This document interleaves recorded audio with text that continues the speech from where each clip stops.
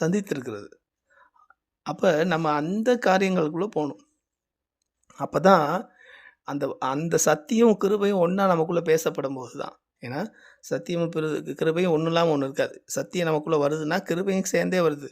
அப்ப அந்த சத்தியம் நம்மள விடுதலையாக்கிக் கொண்டே வரும். கட்டுக்கள்ல இருந்து விடுதலையாக்கும். அப்ப நமக்குள்ள இருக்க சர்ப்பங்களை எடுப்பீர்கள் அப்படின்னு ஆண்டவர் இயேசப்பா சொல்லியிருக்காரே. மார்க் 16ல என்ன அர்த்தம்? சர்ப்பங்கள்லாம் பாம்புகள அப்படியே தூக்கி எறிகிறதா? சர்ப்பம்ன்றது நமக்குள்ள இருக்கு. அந்த லிவியாதன் நமக்குள்ள தான் இருக்கு.